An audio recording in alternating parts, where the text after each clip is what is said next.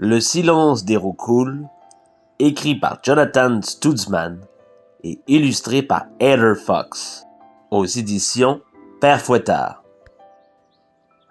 Quand tu vois un roucoule, tu peux être tenté de lui filer des graines. Les roucouls sont trop mignons, gentils, plutôt rigolos. Mais interdiction de les nourrir. Si tu le fais, ils vont tous rappliquer. Si tu essaies de t'enfuir, ils vont te suivre. Dans tout le parc. Dans la rue.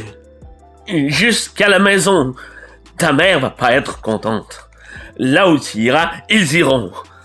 Au local de répétition, à la salle d'arcade, au cours de karaté. Ta sensei va pas être contente. Et pour te remercier de les avoir bien nourris, les roucouls vont te laisser des cacas. Des cacas de roucouls partout. Des cacas de roucouls qui vont tout recouvrir. Le silence des roucouls. C'est une histoire de roucoule. Qu'est-ce que c'est un roucoule? C'est un pigeon. Oui, c'est un petit jeu de mots là, pour introduire les pigeons. Les mal-aimés de la nature, là, surtout en ville. Moi, personnellement, je trouve ça très beau, un pigeon. Donc, notre personnage principal, comme vous avez pu voir dans les premières pages, elle va au parc. Et puis, elle va se mettre à nourrir les pigeons. Donc, le livre, le narrateur, on ne sait pas exactement c'est qui parle à notre personnage, lui dit « T'as fait une erreur. T'aurais jamais dû nourrir un pigeon. Après ça, ils vont te suivre. Hein? Partout, pour avoir de la nourriture, parce que tu leur en as donné une fois. Ils vont te suivre au parc, jusque chez vous, jusque partout. Là, ça va être un désagrément pour toi. Là. Tous les gens que tu côtoies vont être obligés de vivre avec le fait que les pigeons te suivent absolument partout dans ta vie. C'est un peu ça. Donc, l'histoire est intéressante, elle est drôle, elle est amusante, elle est fun à lire à voix haute pour les enfants. Les enfants vont trouver ça drôle, bien entendu. En plus, à la fin, vous allez voir tantôt, il y a une conclusion qui s'en vient. Il y a un punch final. L'histoire est assez simple, là.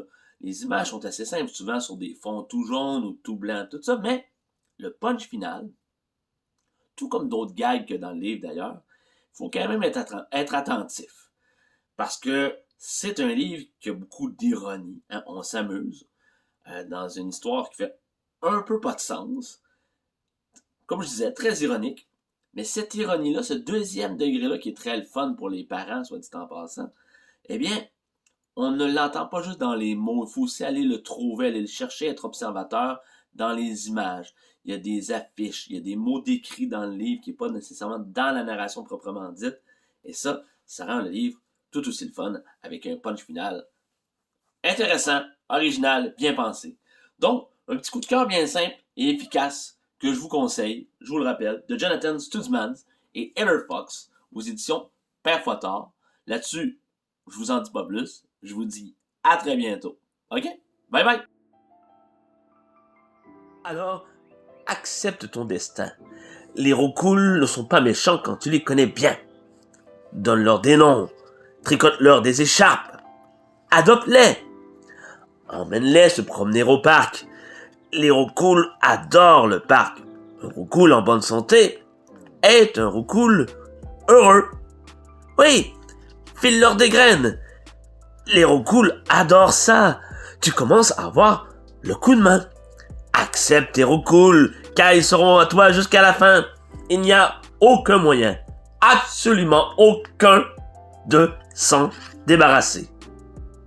Malin, on dirait qu'il y a une solution.